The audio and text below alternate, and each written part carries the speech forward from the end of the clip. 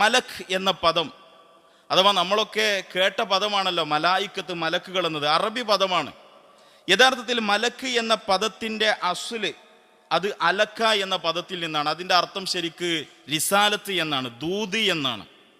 കാരണം മലക്കുകൾ അള്ളാഹുവിൻ്റെ ദൂതന്മാരാണ്. ലി അന്നഹും റസൂലുള്ളാഹ്, തീർച്ചയായിട്ടും അവർ അള്ളാഹുവിൻ്റെ ദൂതന്മാരാണ്. അപ്പോൾ ദൂത് എന്ന അർത്ഥത്തിൽ നിന്ന് വരുന്ന, സന്ദേശം എന്ന അർത്ഥത്തിൽ നിന്ന് വരുന്ന പദത്തിൽ നിന്നാണ് മലക്ക് എന്ന പദം ഉണ്ടായിട്ടുള്ളത്. കാരണം അവർ അള്ളാഹുവിൻ്റെ സന്ദേശങ്ങൾ പ്രവാചകന്മാരിലേക്ക് എത്തിക്കുന്നവരാണ്.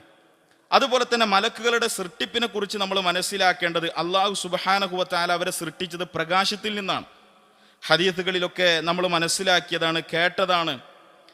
ജിന്നുകൾ അള്ളാഹു സൃഷ്ടിച്ചത് പുകയില്ലാത്ത ജ്വാലയിൽ നിന്നാണ്.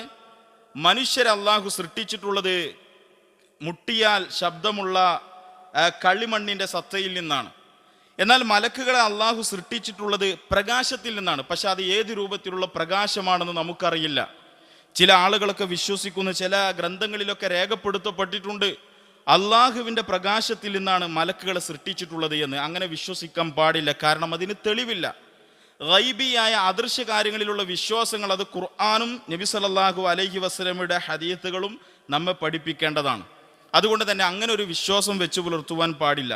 ഇനി നമ്മൾ മനസ്സിലാക്കേണ്ടത്, എപ്പോഴാണ് അള്ളാഹു മലക്കുകളെ സൃഷ്ടിച്ചിട്ടുള്ളത് അതും നമുക്കറിയില്ല. ആ വക്ത്, ആ സമയം കൃത്യമായി ഹദീസിലോ ഖുർആനിലോ ഇല്ല. പക്ഷേ ആദം അലൈഹിസ്സലാത്തു വസ്സലാമിനെ സൃഷ്ടിക്കുന്നതിന് മുമ്പ് തന്നെ അള്ളാഹു സുബ്ഹാനഹു വ തആല മലക്കുകളെ സൃഷ്ടിച്ചിട്ടുണ്ട് എന്ന് ചരിത്രത്തിൽ നിന്ന്, വിശുദ്ധ ഖുർആനും ഹദീസും ഒക്കെ പഠിപ്പിക്കുന്ന ചരിത്രത്തിൽ നിന്ന് നമുക്ക് ബോധ്യപ്പെട്ടതാണ്.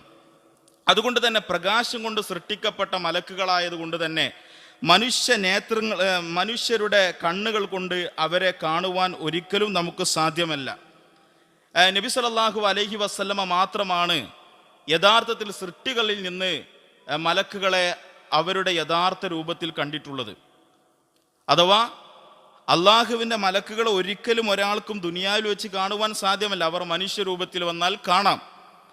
എന്നാൽ ആ മലക്കുകളുടെ രൂപത്തിൽ ഒരിക്കലും ദുനിയാവിൽ വെച്ച് അവരെ കാണുവാൻ സാധ്യമല്ല. എന്നാൽ റസൂലുള്ളാഹി സ്വല്ലല്ലാഹു അലൈഹി വസല്ലമക്ക് അതിനുള്ള ഭാഗ്യം ലഭിച്ചിട്ടുണ്ട്.